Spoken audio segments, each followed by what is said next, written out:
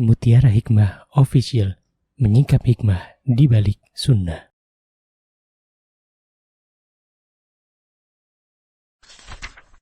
Salurkan donasi terbaik Anda untuk mendukung dakwah Mutiara Hikmah Official. Mari siapkan bekal akhirat kita. Jangan lewatkan kesempatan emas ini. Ayo kita berkontribusi dalam program pembangunan Masjid Mutiara Hikmah yang dibina langsung oleh Ustadz Hanan Yasir MA dan Ustazah Imro'atul Azizah. Raih pahala umroh setara haji dalam program Umroh Iktikaf Ramadan di tahun 2026. Perjalanan penuh makna, bimbingan penuh ilmu bersama Ustadz Hanan Yasir MA dan Ustazah Imro'atul Azizah. Tempat terbatas, daftarkan diri Anda sekarang juga. Jangan lewatkan sensasi umroh full faidah plus daurah fikih hijrah di bulan Syawal tahun 2026 bersama Ustadz Hanan Yasir MA dan Ustazah Imro'atul Azizah. Tempat terbatas, daftarkan diri Anda sekarang juga.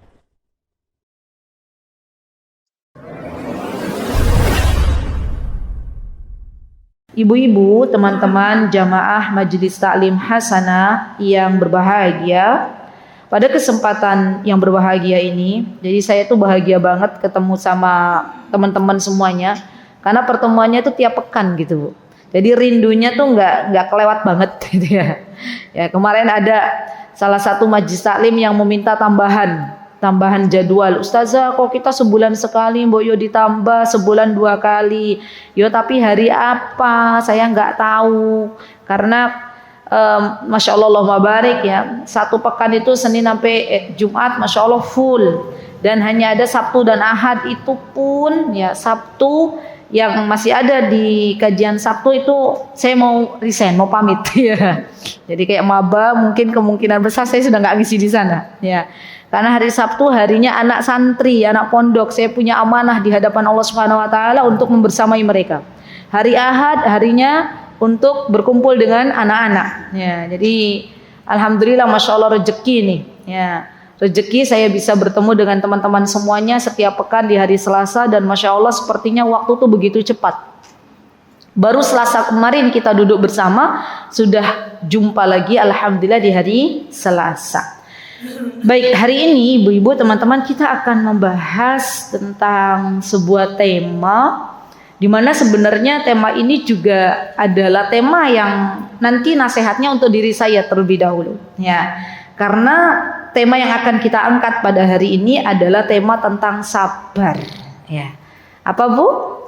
Yuk kita bilang yuk, temanya apa? Sabar. Sabar ini teorinya sering kita dengar ya. Dan mudah-mudahan dengan kita mendengarkan kembali ini akan menjadi penguat bagi kita dalam melewati kehidupan ini, gitu kan ya. Kalau nggak ada sabar, Bu, yang namanya pasangan suami istri udah bubar di tengah jalan. Kalau nggak ada sabar, yang namanya anak sama ibu itu nggak pernah akur ya. Kalau nggak ada sabar, yang namanya hidup kerukunan bertetangga itu nggak ada. Pasti di antara mereka ada yang sabar, ada yang mengalah.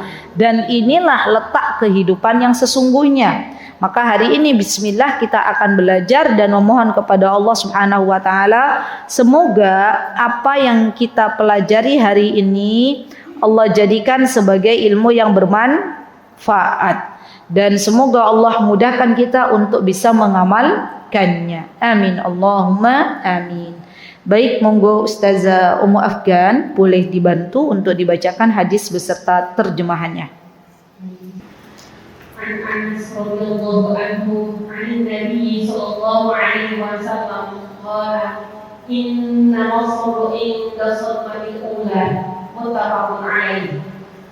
Dari Anas radhiyallahu anhu, dari Nabi sallallahu alaihi wasallam, beliau bersabda, sesungguhnya kesabaran itu tepatnya pada benturan yang pertama kali saat terjadinya musibah. Muttafaqun alaih. Baik, terima kasih, jazakillahu khair. Ibu-ibu yang saya cintai karena Allah, Hadis yang dibacakan oleh Ustazah Ummu Afgan adalah hadis yang dibawakan oleh Anas bin Malik. Dan sebagaimana kita tahu bahwa Anas bin Malik adalah seorang yang dekat dengan baginda Rasulullah SAW.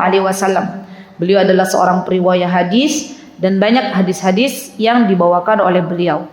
Kemudian yang kedua, hadis ini disahihkan oleh Bukhari dan Muslim. Oleh Imam Bukhari dan Muslim. Berarti insyaallah hadis ini kalau dilihat dari silsilah ya ilmu hadis, maka hadis ini kuat ya. Dikeluarkan oleh Imam Bukhari di nomor 1283 dan Imam Muslim di nomor 926. Baik. Dan hadis ini teman-teman adalah potongan hadis yang panjang. Jadi aslinya itu hadisnya panjang. Diambil intinya untuk lebih mudah dihafalkan, gitu ya. Jadi ini sebenarnya hadisnya panjang. Nah, kita insya Allah akan membahas hadis yang utuhnya. Ya. Jadi yang hadis yang tadi dibacakan inna sabra inda awwalis sadama itu adalah hadis yang cukup panjang dan itu diambil intinya saja. Baik. Kita akan belajar tentang hadis yang panjangnya. Disebutkan di dalam hadis yang dibawakan oleh Anas bin Malik ya, bahwa sesungguhnya Anas bin Malik mengkisahkan sebuah kisah di mana ada seorang wanita. Ya, jadi ini awalnya kisah. Ada seorang wanita yang ditinggal wafat oleh putranya, oleh anaknya. Ya. Maka kemudian wanita ini dia menangis, ya, menyesali apa yang terjadi padanya. Kemudian Rasulullah SAW memberikan nasihat kepadanya. Ketika itu wanita ini mengatakan kepada Rasulullah SAW dan dia belum tahu bahwa yang dihadapi beliau adalah Rasulullah SAW. Wanita ini mengatakan, siapakah apalah kamu menasihati diriku? Dirimu belum tahu apa yang aku rasakan, kata wanita ini. Ya, jadi musibah ini bagi wanita ini adalah musibah yang sangat besar gitu ya. Sehingga nasihat yang dibawakan oleh Rasulullah SAW belum diterima oleh beliau. Dan memang subhanallah teman-teman, dalam menghadapi musibah ya biasanya para wanita itu akan butuh waktu untuk move on, gimana? Yang lebih tegar siapa? Kaum bapak-bapak. Maka dari itu Islam telah mengajarkan kepada kita untuk tidak sering-sering berziarah kubur. Berziarah kubur boleh atau enggak? Boleh. Tapi kalau sering-sering maka tidak diperbolehkan. Kenapa? Apa hikmahnya? Karena wanita itu lebih ke perasaan, gitu kan? Wanita itu adalah makhluk yang apa ibu? Cengeng enggak ya? Cengeng tuh yang perasa gitu ya. Nah, sehingga Islam tidak mau ya wanita ini akan menjadi wanita yang selalu sedih gitu loh. Dan ketika seseorang itu senantiasa berada dalam kesedihan, belum bisa move on dari musibah atau apa yang ditakdirkan oleh Allah, biasanya ini akan mengganggu fisiknya. Bahkan tak jarang seorang ibu, seorang wanita yang diuji oleh Allah Subhanahu wa taala dengan kematian karib kerabatnya, kemudian ia menangis, ia bersedih dan akhirnya efeknya juga merambah kemana-mana, ke suaminya, ke anaknya, gitu kan? Ya. Subhanallah teman-teman. Jadi apa yang diajarkan di dalam agama kita itu adalah kebaikan untuk kita bersama. Baik. Saya bacakan hadis panjangnya. An Anasin qala ata Nabiyullah sallallahu alaihi wasallam ala imra'atin tabki ala sabiyyin laha. Rasulullah SAW ketika itu melewati seorang wanita yang sedang dalam keadaan tabki, menangis.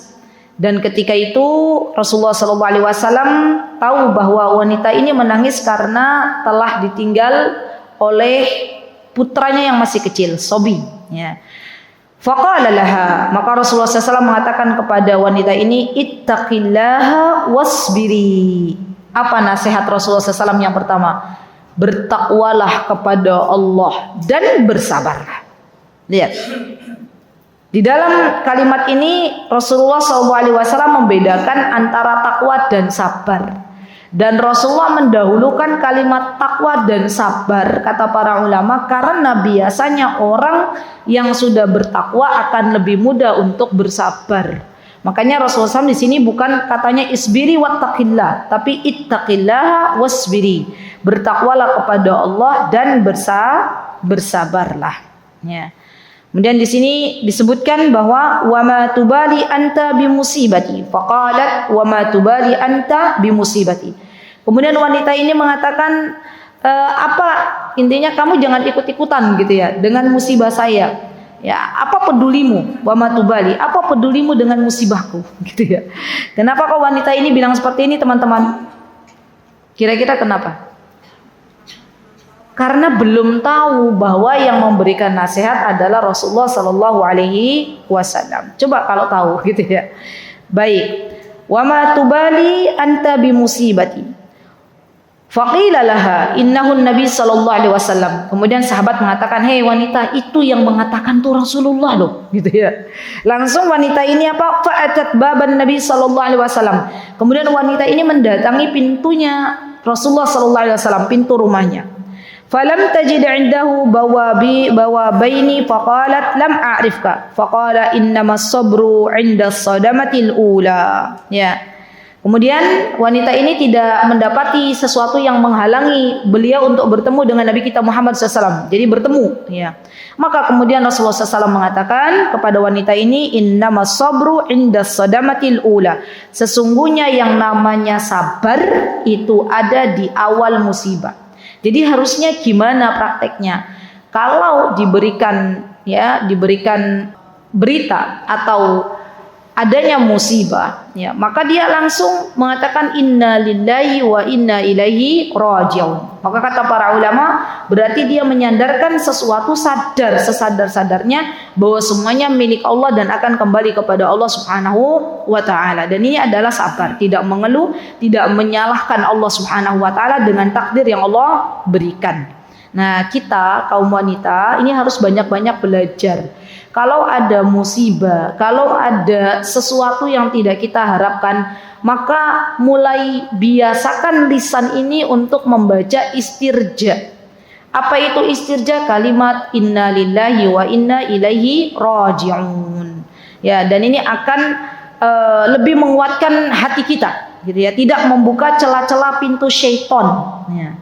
Beda ketika terjadi sebuah musibah, terjadi sesuatu yang tidak diharapkan, yang kita pegang HP kita nyetatus, kita share di sosial media, yang ada apa? Teman-temannya pada apa? Pada kasihan, gitu kan? Akhirnya bukannya bertambah kuat, malah bertambah lemah. Nah, bertambah melo, gitu ya. Ditambah lagi teman-temannya apa? Bukan hanya kasihan tapi nambah-nambahin, gitu ya. Baik. Kemudian saya mengatakan, kataballahu subhanahu wa ta'ala ala ibadihi al-bala fi anfusihim wa amwalihim wa auladihim. Kata Syekh, Allah Subhanahu wa ta'ala telah menuliskan berbagai macam ujian dalam kehidupan manusia. Apa yang Allah uji kepada hamba-hambanya? Di antaranya Allah uji dirinya. Jadi kita sedang diuji oleh Allah Subhanahu wa taala. Apa yang terjadi pada diri kita, itulah ujian yang Allah berikan kepada kita. Kita kuat apa enggak? Kita bisa melewati masa-masa sulit apa enggak? Ya. Allah uji. Allah pengen tahu seberapa jujurnya kita kepada Allah, seberapa tulusnya kita beriman kepada Allah Subhanahu wa taala. Dan semua hamba yang ada di muka bumi telah diuji oleh Allah Subhanahu wa taala. Dan seberat-berat ujian adalah ujiannya para nabi, ya, yang telah Allah utus ke muka bumi ini. Jadi kalau kita terjadi sesuatu kepada kita, maka sesungguhnya para nabi sudah pernah melewatinya. Dan qudwah hasanah bagi kita, suri tauladan bagi kita dalam menapaki jalan kehidupan ini adalah baginda Rasulullah Sallallahu Alaihi Wasallam. Ya, beliau dilahirkan dalam keadaan sudah tidak punya bapak. Beliau dilahirkan dalam keadaan, ya, dalam keadaan beliau hanya memiliki ibu, dan kemudian Allah Subhanahu wa taala mengambil kembali kakeknya beliau ya berturut-turut, kemudian beliau ditinggal oleh ibunya, dan akhirnya beliau juga pernah ditinggal oleh anak-anaknya, pernah ditinggal oleh istri-istrinya ya, yaitu Ibunda Khadijah radhiyallahu anha. Maka disinilah letak kesabaran Rasulullah sallallahu alaihi wasallam ya. Kemudian di sini disebutkan wa amwalihim, dan harta kita pun diuji oleh Allah Subhanahu wa taala. Allah pengen lihat kalau kita dikasih harta sama Allah, apakah kita akan keluarkan di jalan Allah atau kita simpan saja. Ya. Dan ini bagian dari ujian yang Allah Subhanahu wa taala berikan. Bahkan bukan hanya bagaimana cara kita mengeluarkan harta, tapi juga cara mendapatkannya. Zaman sekarang ya Allah Subhanahu wa taala menguji hamba-hambanya untuk melihat dari mana harta tersebut, apakah dari jalur yang diperbolehkan atau tidak. Hari ini sedang rame masalah Bitcoin ya, gitulah ya. Itu kan cara mendapatkan uang instan, cara mendapatkan harta instan, dibahas ya oleh para ulama ya. Jadi alhamdulillah Ustadz Hanan masuk di grup Rembuk Ustadz Jogja, para asatid, para ustadz Jogja membahas masalah-masalah kekinian. Ya, kemarin saya sempat diskusi sama Ustadz Hanan, oh ternyata yang Bitcoin apa gitu ya. Nah, ini ternyata ada ulama yang memfatwakan, ulama terbaru itu mengharamkan muamalah jenis ini. Ya, jadi tidak diperbolehkan, walaupun viral. Ya. Kenapa? Karena ada banyak kemudorotan di sini, ada gharar di sini, ada ketidakpastian di sini. Ya. Orang-orang yang pernah ikut dalam muamalah Bitcoin itu ya, sekarang lagi pada putus asa. Kenapa? Karena harganya melemah, gitu ya. Dan subhanallah teman-teman, harta itu akan dimintai pertanggungjawaban oleh Allah Subhanahu wa taala di akhirat dengan dua jalur, dari mana dan untuk apa. Hati-hati ya ketika kita melakukan sebuah transaksi di mana transaksi tersebut ternyata masuk dalam transaksi yang tidak diperbolehkan oleh Allah Subhanahu wa taala. Karena setiap harta yang haram, setiap harta yang didapatkan bukan dari jalur halal, maka ini akan membawa keburukan untuk keluarga kita. Ya. Kita senantiasa meminta kepada Allah agar kita diberikan oleh Allah sesuatu yang halal-halal saja. Allahumma qfina bihalalika an haramik waghnina bifadlika amman siwak. Karena harta itu ujian, ya. Dan sebaik-baik harta yang Allah berikan kepada orang saleh, dia tahu bahwa hartanya itu adalah titipan saja. Jadi kadang gini ya teman-teman, subhanallah, kita ini menjadi perantaranya Allah, ya. Harta tuh cuma ngalir aja, nitip ke rumah kita sebentar, habis itu nanti ya kita kasih ke orang lain. Nah, berarti sebenarnya Allah tuh sayang sama kita. Bisa aja Allah langsung kasih kepada orang yang membutuhkan, tapi Allah sayang kepada kita, Allah sampaikan dulu kepada kita, baru kita sampaikan kepada orang yang membutuhkan. Berarti kan kita dapat pahalanya. Harta kan milik Allah, Allah yang kasih, gitu kan? Dan kita diberikan kesempatan untuk mendapatkan pahala dari apa yang dititipkan oleh Allah Subhanahu wa taala.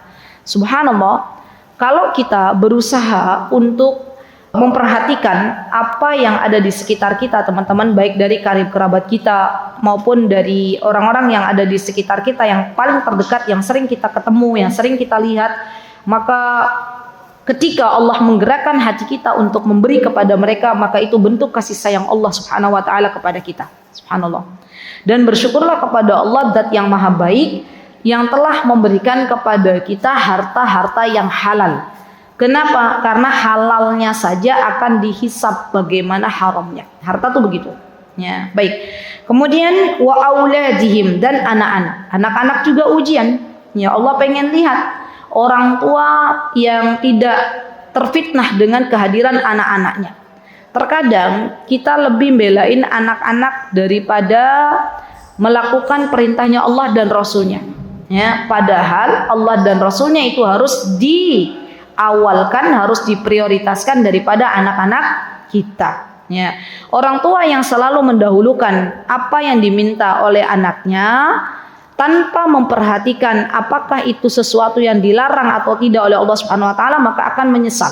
Contoh, orang tua memberikan HP kepada anak, membiarkan anaknya game. Ya, dengan dalih sayang kepada anak-anak. Padahal kita tahu games itu lebih banyak mudorotnya daripada manfaatnya. Karena anak ini sudah terbiasa diberikan sesuatu yang mengenakan, ya ketika tidak diberikan dia tantrum. Maka kira-kira yang kewalahan orang tua atau anak ketika anak ini tidak akan diberikan? Dua-duanya. Ya, anaknya tantrum, orang tuanya kewalahan. Dan sebelum itu terjadi, teman-teman, kita harus pandai-pandai berpikir gitu loh. Dari awal, ya, saya dan keluarga tidak memberikan games kepada anak-anak. Ya. Dan itu sudah menjadi prinsip dalam keluarga kita. Kenapa? Karena di situ lebih banyak mudarat daripada manfaat yang akan didapatkan. Ya. Sampai hari ini teman-teman, banyak orang tua yang kewalahan menghadapi anak-anak yang meminta sesuatu di luar kemampuan orang tuanya. Ya. Sayang kepada mereka bukan berarti memanjakan apa yang mereka pinta kita berikan. Sayang kepada mereka adalah memberikan pendidikan adab kepada mereka, memberikan guru yang terbaik kepada mereka, memberikan lembaga pendidikan yang terbaik. Itu sayangnya kita kepada mereka. Jangan biarkan mereka hidup tanpa ilmu, karena sesungguhnya ilmu yang akan menjaga mereka di kehidupan mereka yang akan datang atas izin Allah Subhanahu wa taala. Jadi aulad di sini adalah anak-anak baik laki-laki maupun perempuan, ya itu adalah amanah dari Allah Subhanahu wa taala dan kita diminta oleh Allah Subhanahu wa taala untuk banyak-banyak bersabar dalam menghadapi mereka. Subhanallah teman-teman. Sabar menghadapi anak-anak itu ibadah. Sabar nih tidak mengucapkan dari lisan kita kata-kata yang kotor, kata-kata yang tidak baik, mendoakan keburukan kepada anak-anak kita itu ibadah. Menahan amarah untuk tidak ngomel-ngomel, tidak marah-marah kepada anak-anak itu ibadah. Ya kita memohon ampun kepada Allah Subhanahu wa taala atas kelalaian kita selama ini. Banyak orang belum diberikan anak kita yang dipilih oleh Allah Subhanahu wa taala untuk mengasuh, membimbing, mendidik dan membersamai anak-anak. Dan kita kadang nggak mau belajar bagaimana mengerti, bagaimana memahami anak-anak kita. Dan setiap anak yang Allah titipkan kepada kita itu berbeda-beda. Maka di antara bekal kita sebagai orang tua dalam menghadapi anak-anak adalah bersabar. Sabar gitu ya. Apalagi kalau anaknya laki-laki, Masya Allah ya. Saya merasakan sekali ya ibu-ibu, membersamai anak-anak perempuan dengan anak laki-laki itu bedanya pakai banget. Makanya sabar itu menjadi kunci dalam membersamai anak-anak. Sampai kapan Ustazah sabarnya? Sampai nanti anak-anak diberikan oleh Allah Subhanahu wa taala kematangan ya dalam emosi mereka, kematangan dalam kedewasaan mereka, dan mereka kelak akan berbakti kepada kita. Ya, baik. Kemudian di sini disebutkan bahwa ada sabirina ala hadzal bala'il ajral 'adzim. Ya. Disebutkan bahwa ada sabirin, Allah menjanjikan bagi setiap hambanya yang telah melewati ujian-ujian ini dengan pahala yang sangat agung. Sebagaimana Allah sebutkan dalam surah Az-Zumar, Allah berfirman, a'udzubillahi minasyaitonirrajim. Bismillahirrahmanirrahim. Innama yuwaffas sabiruna ajrahum bighairi hisab. Sesungguhnya Allah Subhanahu wa taala telah menuliskan pahala sabar bagi hamba-hambanya dengan pahala yang tidak ada batasnya. Dan kalau kita berbicara masalah sabar teman-teman, maka di dalam bahasa Arab as-sabru itu artinya adalah al-habsu, menahan. Sabru itu artinya al-habs, habs itu artinya menahan. Ya, kita ketika diminta oleh Allah untuk berpuasa di bulan Ramadan, maka kita diminta oleh Allah untuk bersabar, tidak makan dan minum dari mulai terbit fajar shadiq, ya. Dari mulai terbitnya fajar shadiq artinya sudah masuk waktu subuh sampai tenggelamnya matahari. Itu kita diminta bersabar untuk tidak mengucapkan kata-kata kotor. Kita diminta bersabar untuk menahan amarah kita. Jadi puasa itu bukan hanya menahan makan dan minum, tapi lebih dari itu kita pun harus bisa menahan apa-apa yang membuat Allah Subhanahu wa taala tidak suka kepada kita. Itulah puasa yang sesungguhnya, ya. Jadi kalau hanya puasa menahan lapar dan dahaga, itu bukan puasa yang sesungguhnya. Tapi puasa yang sesungguhnya apabila kita bisa menahan dari hal-hal yang Allah Azza wa Jalla tidak sukai. Baik. Kemudian sabar di dalam Islam, teman-teman, di antaranya dibagi menjadi 3 kata Syekh Utsaimin rahimahullahu taala. Dan ini kita pernah belajar lagi. Yang pertama adalah sabar ala ta'atillah, as-sabru ala ta'atillah, bersabar dalam menjalankan ketaatan. Baik. Contoh misalnya, ketika kita di zaman sekarang kita mentaati Allah, menjalankan perintahnya Allah dan Rasulnya, ya, itu kira-kira butuh sabar apa enggak sih? Butuh. Contoh lagi misalnya, Allah meminta kita untuk tidak bermuamalah dengan riba, atau Allah memerintahkan kita untuk menjauhi perzinahan. Allah memerintahkan kita untuk menjauhi hal-hal yang tidak bermanfaat. Allah meminta kita untuk menjauhi yang namanya ghibah. Allah meminta kita untuk bertakwa kepada Allah Subhanahu wa taala. Maka ketika kita mampu untuk menjalankan perintah Allah, disitulah kita mendapatkan pahala sabar. Dan untuk mendapatkan pahala sabar ini harus melewati berbagai macam rintangan. Ada kalanya kita mendengar sesuatu yang tidak mengenakan dari orang-orang terdekat kita. Ngapain sih kamu jadi orang kok sok agamis? Ngapain sih kamu jadi orang kok sok suci? Ngapain sih kamu jadi orang kok sok bener sendiri, memang surga milikmu, gitu kan? Kadang kita mendengar selentingan-selentingan seperti itu. Nah, ketika kita mendengar sesuatu yang demikian, bersabar. Ya, sabar. Kenapa? Karena kalau kita mengikuti arus yang ada, ya, dengan dalih, nggak apa-apa ustazah, biar kita dekat dengan masyarakat, biar kita dekat dengan orang banyak, tentu itu adalah sesuatu yang keliru. Karena pada dasarnya agama itu didasari dengan sebuah nas yang sudah jelas dari Al-Quran dan As-Sunnah, bukan dengan sebuah logika, bukan dengan sebuah hal yang dipaparkan oleh sebagian manusia. Ya. Jadi ini yang perlu kita garis bawahi, teman-teman. Memiliki prinsip di dalam kehidupan zaman sekarang ini adalah sebuah kelaziman. Kalau kita tidak memiliki prinsip hidup, maka yang ada kita akan hancur di tengah jalan. Kita akan mudah dibolak-balik ya oleh massa. Kita akan mudah menjadi buih di tengah lautan. Apa kata baginda Rasulullah SAW? Akan ada suatu zaman di mana umatku itu banyak tapi seperti buih di lautan, ya, tidak berkualitas, ya. Dan kita berdoa kepada Allah, semoga Allah Subhanahu wa taala teguhkan iman Islam kita dan Allah istiqomahkan kita untuk terus menjalankan apa-apa yang dianjurkan oleh baginda Rasulullah SAW, walaupun tantangannya mungkin kita mendengar sesuatu yang tidak mengenakan. Ya, sabar. Ya, karena kita hidup di sebuah zaman di mana di mana kebenaran itu tidak terlihat, gitu ya. Dan kebatilan itu terlihat. Kita hidup di zaman di mana-mana banyak fitnah yang dibolak-balikkan. Kita hidup di sebuah zaman pendusta banyak yang mengikuti, yang benar justru difitnah, gitu kan?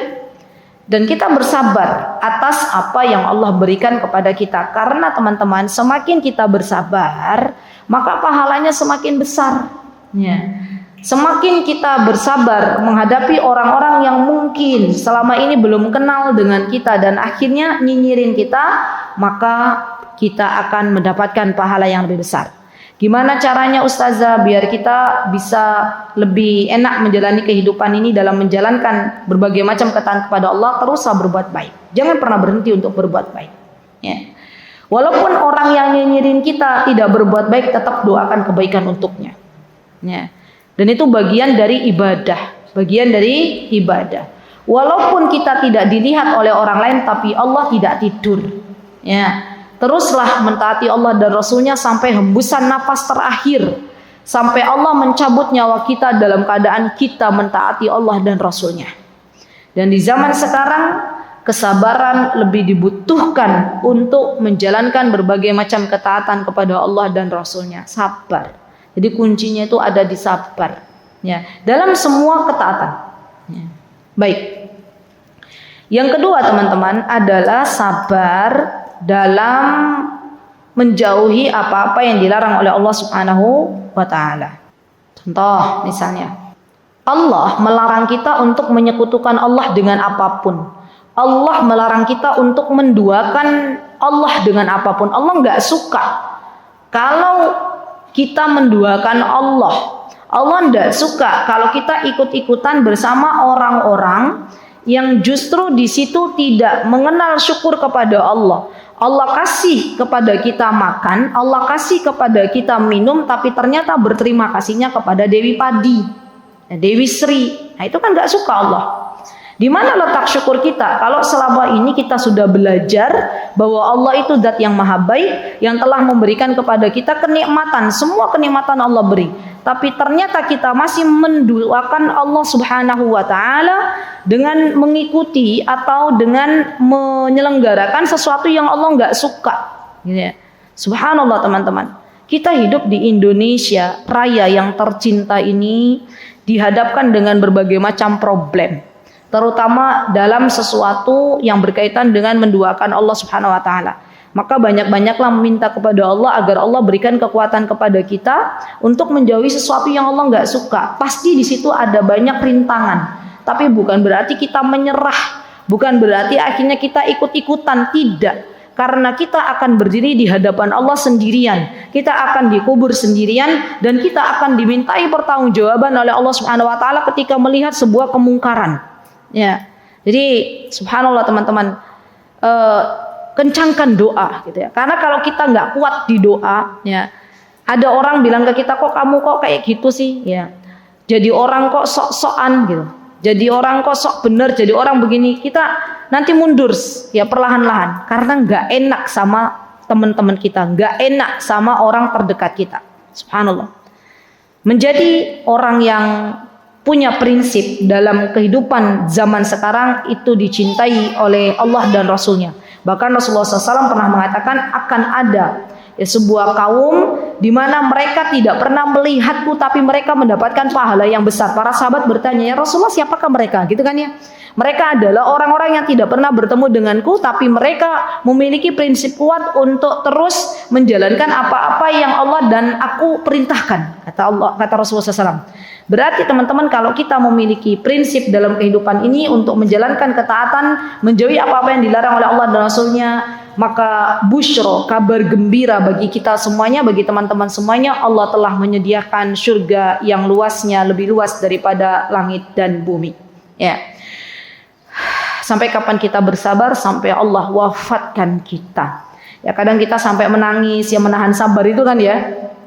Ya Allah, kenapa sih orang-orang di sekitarku tuh nggak ngerti kalau ini tuh sebuah kebaikan? Ya Allah, kenapa begini? Kan kita kadang sampai begitu ya ibu-ibu ya.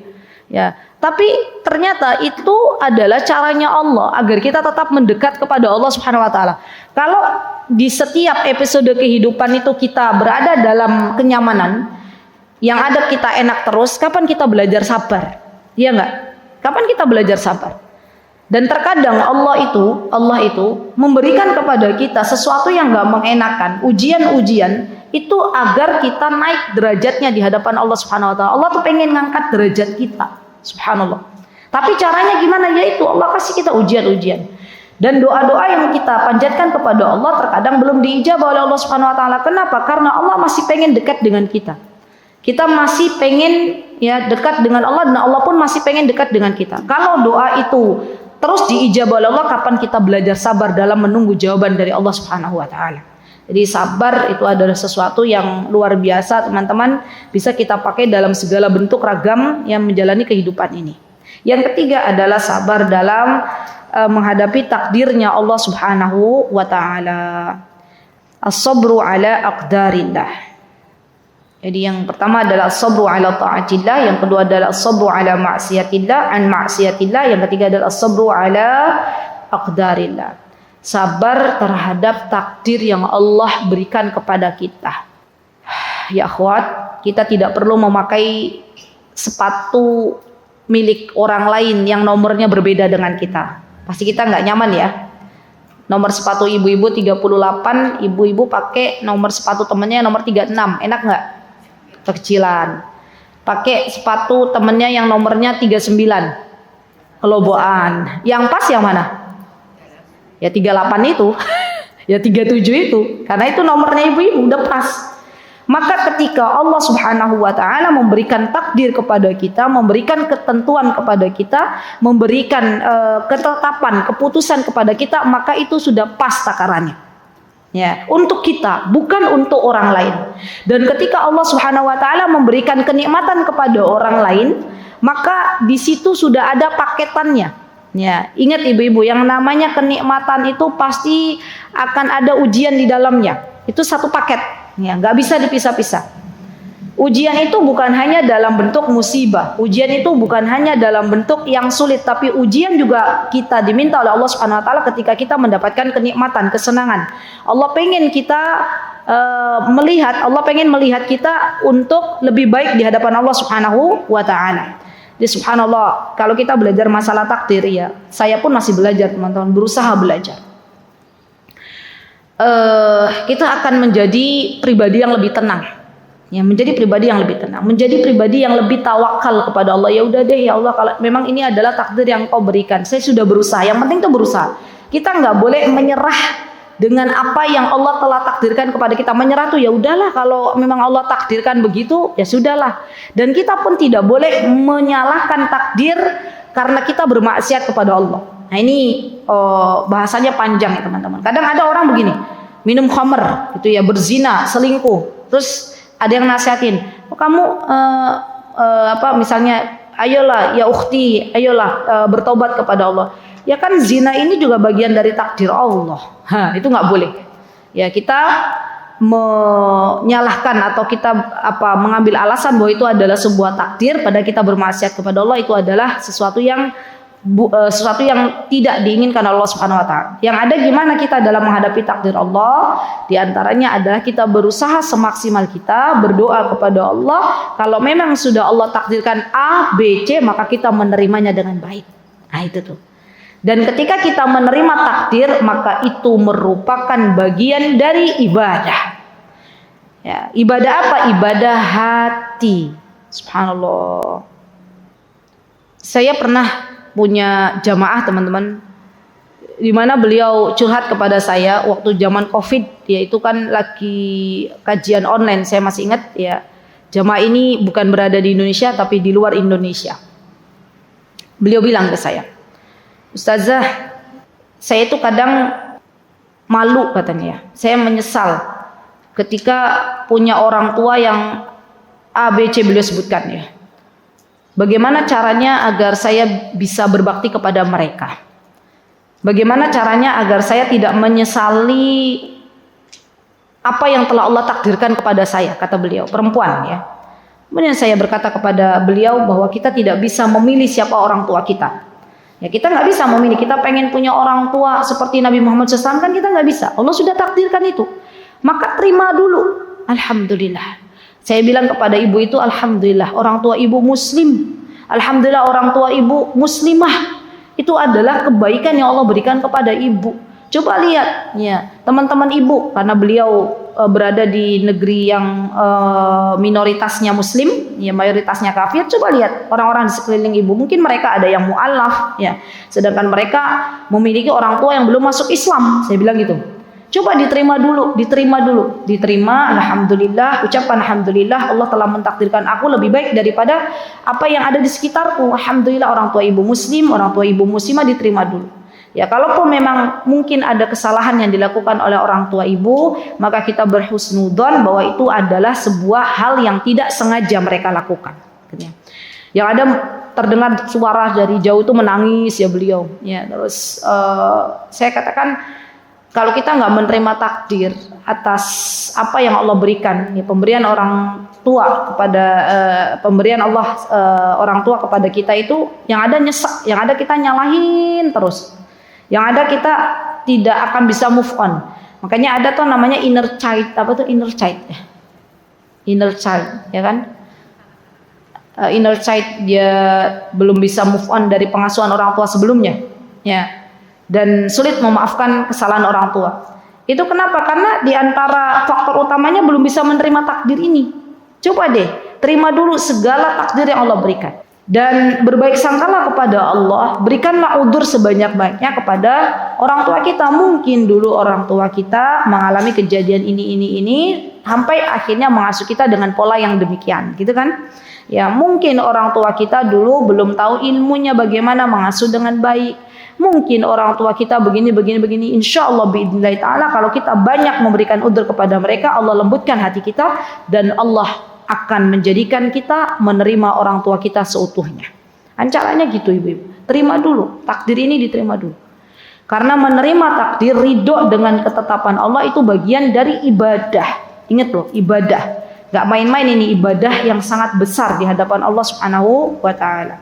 Baik, kemudian pertanyaannya teman-teman, lebih baik mana antara sabar dalam menjalankan ketaatan, sabar dalam menjauhi larangan, atau sabar dalam menerima takdir?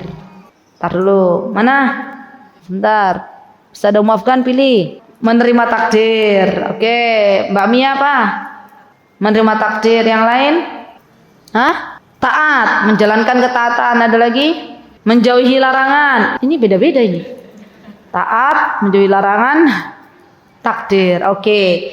Sekarang izin saya menjelaskan bahwa sabar itu secara garis besar dibagi menjadi dua. Ada sabar idtirori, ada sabar ikhtiyari. Idtirori itu sabar dalam keadaan terpaksa. Kita diminta untuk sabar, gitu, terpaksa. Yang kedua adalah sabar ikhtiyari. Kita boleh memilih. Apa yang masuk dalam sabar ikhtiyari? Yaitu sabar dalam menjalankan ketaatan kepada Allah dan sabar dalam menjauhi yang dilarang oleh Allah Subhanahu wa ta'ala. Baik. Dan para ulama sepakat bahwa yang terbaik daripada sabar idtirori dan ikhtiyari itu adalah sabar yang ikhtiyari ternyata, Ustaz, maafkan. Kenapa? Karena sabar dalam menerima takdir itu masuknya sabar idtirori. Allah sudah kasih kita ya musibah, kita terpaksa untuk sabar. Tapi kalau sabar dalam menjalankan ketaatan kepada Allah, sabar dalam menjauhi maksiat, kita bisa memilih, ya enggak? Di hadapan kita nih sekarang, di hadapan kita ada pilihan, mau kita menuntut ilmu atau enggak menuntut ilmu, kan itu pilihan. Kalau kita menuntut ilmu, keluar panas-panasan, ya keluar rumah untuk ke Masjid Mutiin, berarti itu kan kita sudah menerima konsekuensinya. Ya begitu pula ketika kita menjauhi apa yang dilarang oleh Allah. Pas kita lagi butuh uang, datang utangan, tapi utangannya itu ada ribanya. Ya kita mau meninggalkan itu apa enggak? Ya, itu kan berarti pilihan kita. Maka kata para ulama, ikhtiyari ini lebih afdal daripada idtirari. Ikhtiyari ini lebih afdal daripada idtirari. Dan sabar idtirari, sabar ikhtiyari, mana yang lebih afdal? Menjalankan ketaatan atau menjauhi larangan? Yang ini ketaatan, yang itu menjauhi. Oke. Para ulama berbeda pendapat. Ada yang mengatakan menjalankan ketaatan, ada yang mengatakan menjauhi larangan. Jadi nggak ada salahnya kalian berkata ya. Tetapi pendapat yang terkuat adalah menjalankan ketaatan, karena menjalankan ketaatan ini butuh tenaga, butuh sesuatu. Menjauhi apa yang dilarang oleh Allah, sudah kita menjauhi aja. Contoh, misalnya kita tahu ya di kampung sebelah itu ada perzinahan, ya kita nggak mendatangi itu, sudah, ya kan nggak butuh effort atau nggak butuh kesana kan, sudah kita dapat pahala. Tapi kalau kita menjalankan ketaatan, kita butuh bergerak terkadang, kita butuh bersabar. Maka sebagian ulama mengatakan menjalankan ketaatan itu lebih afdal daripada menjauhi, sabar dalam menjauhi larangan. Karena menjalankan ketaatan itu kita ada sesuatu yang kita kerjakan gitu lah, bukan hanya menjauhi saja. Ya mungkin secara logika menjauhi itu yang lebih berat gitu ya. Tapi ternyata menjalankan ketaatan itu lebih afdal. Wallahu taala alam. Tapi pada dasarnya mereka juga berselisih pendapat. Baik. Dan kesabaran yang utama, yang hakiki sebagaimana kita telah pelajari bersama adalah sabar dalam musibah. Ketika musibah itu langsung datang ke kita dan kita langsung bersabar. Itu sabar yang hakiki. Dan sabar yang hakiki, pertama kali kita dapat musibah langsung kita beristirja, innalillahi wa inna ilaihi raji'un. Ya Allah, ya innalillahi, semua kembali kepada Engkau, innalillahi wa inna ilaihi raji'un, dan semua milik Engkau. Yang kedua, sabar yang disertai dengan keikhlasan. Ini sabar yang utama, sabar yang hakiki. Allah Subhanahu wa taala menyebutkan dalam surah Ar-Ra'd, apa kata Allah ayat 22, Allah menyebutkan a'udzubillahi minasyaitonirrajim, walladzina sabaru ibtigha'a wajhi rabbihim wa aqamus salata wa anfaqu mimma razaqnahum sirran wa 'alaniyah wa yadra'una bil hasanati sayyi'ah ulaika lahum 'uqbad dar. Kata Allah, dan orang yang sabar karena mengharap keridhaan Allah Subhanahu wa taala. Jadi sabarnya kita itu teman-teman bukan karena manusia, tapi karena kita paham, kita sadar bahwa ada pahala di sisi Allah. Contoh, misal teman-teman, ibu-ibu, di dalam kehidupan hari ini banyak rumah tangga kaum muslimin yang diuji oleh Allah Subhanahu wa taala dengan kemaksiatan yang terjadi pada salah satu pasangan. Ya enggak? Baik itu kemaksiatan yang dilakukan oleh seorang istri ataupun oleh seorang suami. Ya, kan banyak tuh. Godaannya kan besar zaman sekarang. Maka kalau ada problem yang terjadi pada rumah tangga kaum muslimin, yang diharapkan di dalam Islam itu di antara suami istri di antaranya harus bersabar. Ya, kalau suaminya yang neko-neko berarti istrinya yang sabar. Kalau istrinya yang macam-macam berarti suaminya yang harus bersabar. Subhanallah teman-teman, saya pernah bertemu dengan salah satu wanita, ya, panitia kajian. Beliau Allah takdirkan punya suami pemabuk, minum minuman keras. Beliau bertahan 9 tahun. Sabar, Masya Allah. Dan akhirnya apa? Allah berikan hidayah kepada suaminya, dan suaminya membantu beliau dalam dunia dakwah. Masya Allah. Sabarnya berapa tahunnya Ibu? 9 tahun. Ya. Kita kadang kalau saya diminta untuk bersabar selama itu, kira-kira kita kuat apa enggak? Wallahu ta'ala a'lam. Makanya subhanallah teman-teman, rumah tangga itu ya kadang rumah kita menikah itu ibadah, berumah tangga itu ibadah.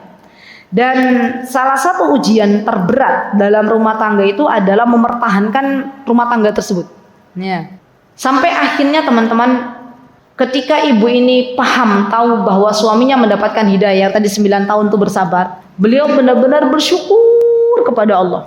Ya, dan percaya bahwa sabarnya beliau itu menghasilkan sebuah hasil gitu loh. Masya Allah. Jadi Allah itu zat yang maha baik. Allah itu zat yang maha baik. Nggak ada ceritanya Allah salah ngasih kita pasangan hidup. Ya, itu udah satu paket ibu-ibu. Coba aja perhatikan. Ya, suami istri itu biasanya beda karakter. Yang satu ramai, yang satu sepi. Yang satu maunya keluar rumah, yang satu maunya di dalam rumah. Kan gitu kan? Apalagi Bu?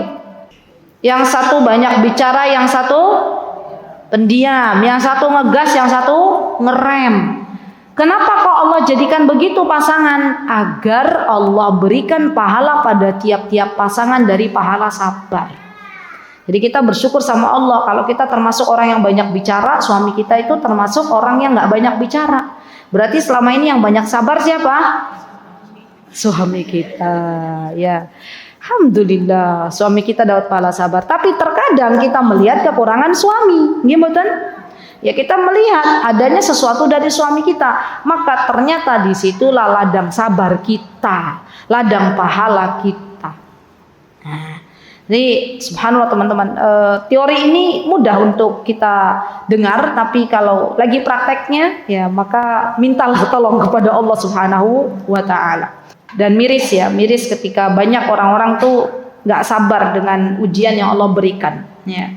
Saya juga pernah berjumpa dengan suami istri yang di awal-awal pernikahan, ya, suaminya itu istrinya itu dilempari piring oleh suaminya. Ya, sempat dipukul, tapi istrinya ini bersabar. Ya, bukan berarti saya mendukung KDRT ya ibu-ibu. Ini saya lagi cerita.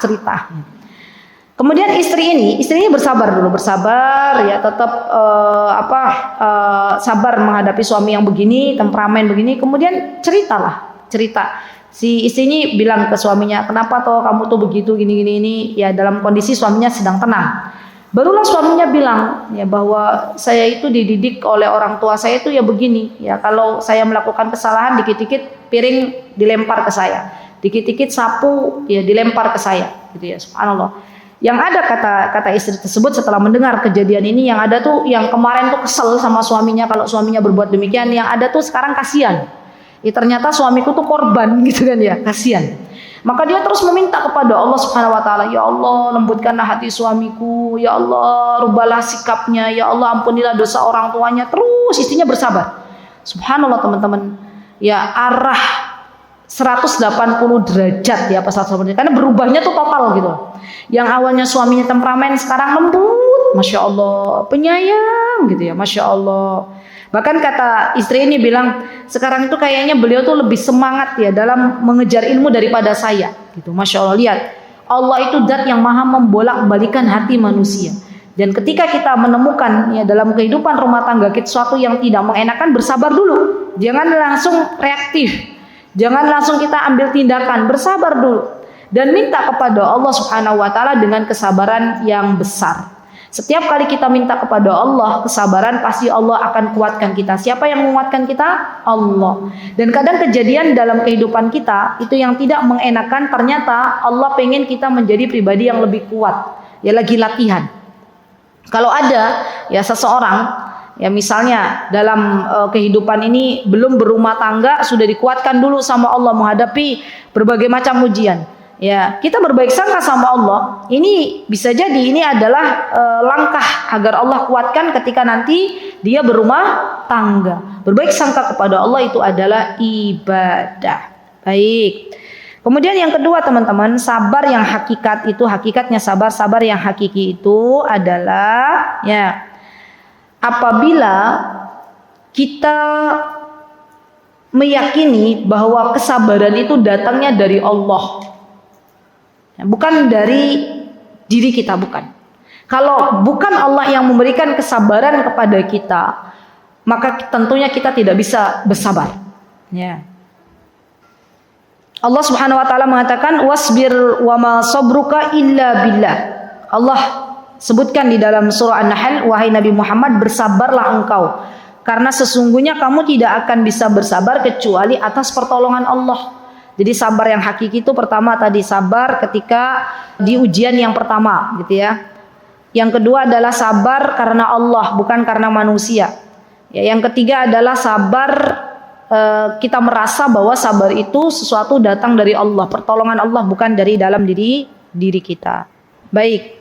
Kemudian Syekh melanjutkan, beliau mengatakan ya di dalam hadis yang panjang, فأخبرها النبي صلى الله عليه وسلم أن الصبر المحمود الذي يؤجر عليه عند صدمة الأولى وبدايتها لأنه هو الذي يشق ويعدم تحمل ومجاهدة النفس وأما بعد الصدمة الأولى ومرور الأيام فكل أحد يصبر وينسى المصيبة.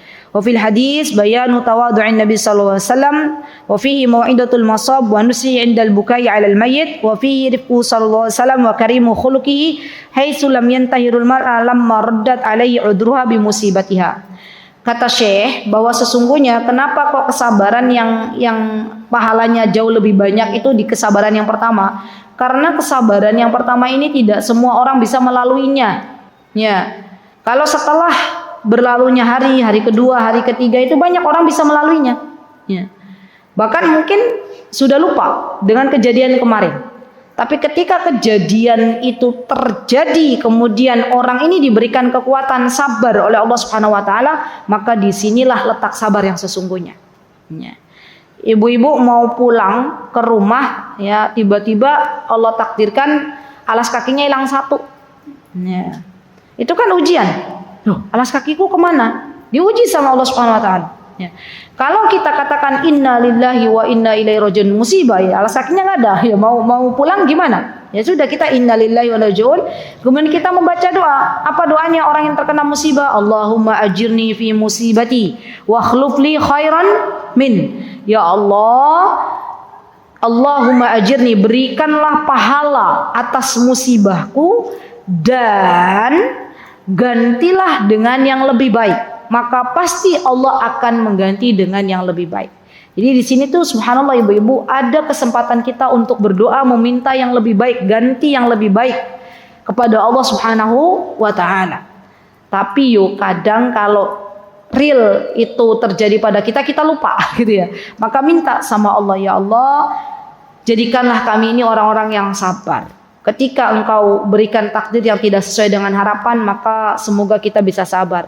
Ketika saya harus mentaatimu, mentaati Rasulmu, maka semoga saya bisa bersabar. Ketika saya menjauhi apa-apa yang dilarang olehmu, di mana ya fitnah syahwat itu menyambar-nyambar, fitnah syubhat menyambar-nyambar di zaman sekarang, maka semoga saya termasuk bagian dari orang yang sabar. Ya, dan sabar ini bagian dari ibadah. Sabar menghadapi bestie, menghadapi teman yang banyak permintaannya, yo sabar. Ya, pengennya kan kita bestian atau persahabatannya kan sampai ke surganya Allah. Ya, coba kalau ada persahabatan dua-duanya nggak ada yang ngalah, kira-kira persahabatannya itu langgeng apa mboten? Mboten, pasti itu salah satunya ada yang ngalah, salah satunya ada yang sabar. Dan itulah kehidupan. Kalau kita pengen dilanggengkan oleh Allah, maka bersabarlah. Dan sabarnya kita menghadapi bestie kita, menghadapi kawan kita, ya, itu bagian dari ibadah. Kalau Allah sudah berikan kepada kita teman yang solihah, pegang. Di zaman sekarang, ya, teman solihah itu adalah sesuatu yang sulit untuk kita dapatkan. Ya, lebih baik kita berteman dengan orang-orang solihah dan sabar atas tingkah lakunya daripada waliyadzubillah kita dijauhkan dari orang-orang yang tidak baik, dijauhkan dari teman-teman yang tidak baik, dan kita mendapatkan ya subhanallah kenikmatan yang hanya sesaat di sana. Ya, karena banyak teman-teman orang tuh yang nggak bisa bersabar ketika harus menuntut ilmu. Banyak orang-orang yang nggak bisa bersabar ketika harus menghadapi teman yang mungkin teman tersebut memiliki kekhilafan atau kesalahan atau kekurangan dalam dirinya. Ya, dan semoga ya dengan kita belajar pada pagi hari ini, semoga kita dijadikan oleh Allah Subhanahu wa taala menjadi pribadi yang lebih sabar lagi. Dan semoga sabarnya kita diterima di sisi Allah Subhanahu wa taala, menjadi sabar yang indah, sabrun jamil, sabar yang baik, sabar yang indah. Sabar yang indah itu sabar yang seperti apa? Sabar dalam menerima apa yang Allah Subhanahu wa taala takdirkan kepadanya. Jadi kalau tadi menerima takdir itu sabar yang indah. Dan kita tahu bahwa ayahanda Nabi Yusuf alaihissalam, siapa beliau namanya? Nabi Yakub. Ya, dipisahkan oleh Allah Subhanahu wa taala bersama putra-putra tercintanya yaitu Benyamin dan Nabi Yusuf alaihissalam dalam kurun waktu yang begitu lama. Ya. Maka ketika itu Nabi Yakub bersabar, ya, menunggu akan keputusan Allah Subhanahu wa taala untuk bisa mempertemukan kembali dengan putra-putra yang tercinta. Nabi Yakub senantiasa mendekat kepada Allah, berdoa kepada Allah, berbaik sangka kepada Allah, kemudian Allah kabulkan doanya Nabi Yakub alaihissalam. Allah persatukan kembali Nabi Yakub dipertemukan dengan putra-putra tercintanya dalam keadaan yang lebih baik. Jadi gini loh teman-teman. Coba sebelum Nabi Yusuf alaihissalam diambil oleh seorang seorang musafir yang sedang berjalan, ya, dan akhirnya menjadikan budak, Nabi Yusuf dijadikan budak, dijual kepada salah satu raja Mesir waktu itu, ya. Kan waktu itu keadaannya Nabi Yakub biasa-biasa aja. Ya, tidak seperti ketika Nabi Yakub bertemu dengan Nabi Yusuf keadaannya. Kemudian Nabi Yakub bersabar, ya, untuk tidak bertemu dengan Nabi Yusuf karena Nabi Yusuf sudah nggak ada di hadapannya. Sampai para ulama menyebutkan bahwa sabarnya Nabi Yakub alaihissalam membuat matanya buta, gitu loh. Saking sabarnya. Apa kata Nabi Yakub? Fasobrun jamil, gitu kan? Kata Nabi Yakub, sabar itu indah. Nah, keindahannya apa? Di antaranya karena Nabi Yakub paham, Nabi Yakub tahu bahwa Allah tidak akan membiarkan dirinya sendiri. Allah pasti akan memberikan yang lebih baik dengan sabarnya beliau. Dan beliau, Nabi Yakub alaihissalam, senantiasa tidak berputus asa dengan rahmat Allah Subhanahu wa taala. Ketika beliau mengatakan kepada putra-putranya, ya, ketika mencari Nabi Yusuf, fatahassasu. Ya, coba dibuka. Masya Allah, indah sekali. Dibuka surah Yusuf, teman-teman. Kalau kita mau belajar kesabaran, maka belajarlah dari kisahnya Nabi Yusuf alaihissalam beserta keluarganya. Masya Allah, ya. Indah sekali. Belajar tadabbur, ya. Nabi Yusuf di penjara, Nabi Yusuf sabar nggak? Sabar. Apa kata Nabi Yusuf? Qala rabbi sijnu ahabbu ilayya mimma yad'unani ilai. Subhanallah. Kemudian ketika itu bapaknya Nabi Yusuf meminta kepada keluarganya untuk mencari Nabi Nabi Yusuf. Apa kata ayahanda? Disebutkan di sini di dalam surah Yusuf. Kata apa? Kata Nabi Yakub alaihissalam, ya, berkata kepada putra-putranya selain Nabi Yusuf alaihissalam, kata beliau, wa qala ya bunayya la tadkhulu min babin wahid wadkhulu min abwabin mutafarriqah wa ma ughni ankum minallahi min syai' inil hukmu illa lillah alaihi tawakkaltu wa alaihi falyatawakkalil mutawakkilun. Lihat, apa kata Nabi Yakub? Wahai anak-anakku, berserahlah kepada Allah Subhanahu wa taala. Jadi sabarnya Nabi Yakub itu selalu mendekat kepada Allah Subhanahu wa taala. Coba dilihat lagi teman-teman surah Yusuf halaman 235 ayatnya berapa? 83. Oke, coba ya saya bacakan. A'udzubillahi minasyaitonirrajim. Qala bal sawwalat lakum anfusukum amra fasabrun jamil asallahu an ya'tiyani bihim jami'a innahu huwal alimul hakim. Lihat, kata Nabi Yakub lagi diuji dengan ujian yang berat oleh Allah. Nabi Yakub masih berbaik sangka sama Allah. Asallah, semoga Allah Subhanahu wa taala ayyatiyani bihim jami'a. Allah akan mendatangkan semuanya untukku. Dan benar apa yang diduga oleh Nabi Yakub, apa yang diprasangka Nabi Yakub, Allah kabulkan. Karena sesungguhnya Allah itu sesuai dengan prasangka hambanya. Jadi kalau kita berada dalam kesulitan, kita berprasangka sama Allah bahwa di depan sebentar lagi ada kemudahan, pasti Allah kasih. Tapi masalahnya yang menjadikan kita itu bulat, yang jadikan kita itu rumit hidupnya karena prasangka yang jelek kita kepada Allah Subhanahu wa taala. Kan gitu. Ya enggak teman-teman? Coba deh kalau kita belajar untuk berprasangka yang baik sebagaimana prasangkanya Nabi Yakub kepada Allah Subhanahu wa taala. Asallahu ayyatiyani bihim jami'a. Semoga Allah Subhanahu wa taala yang mendatangkan kepadaku semuanya. Ya. Kemudian Nabi Yakub mengatakan wa tawalla anhum wa qala ya asafa ala Yusuf wa biyaddat 'ainahu minal huzni wa huwa kadhim. Sampai Nabi Yakub berada dalam kebutaan. Qalu tallahi taftau tadhkuru Yusuf hatta takuna haradan aw takuna minal halikin. Baru kemudian Nabi Yakub mengatakan, qala innama ashku bathi wa huzni ila Allah wa a'lamu minallahi ma la ta'lamun.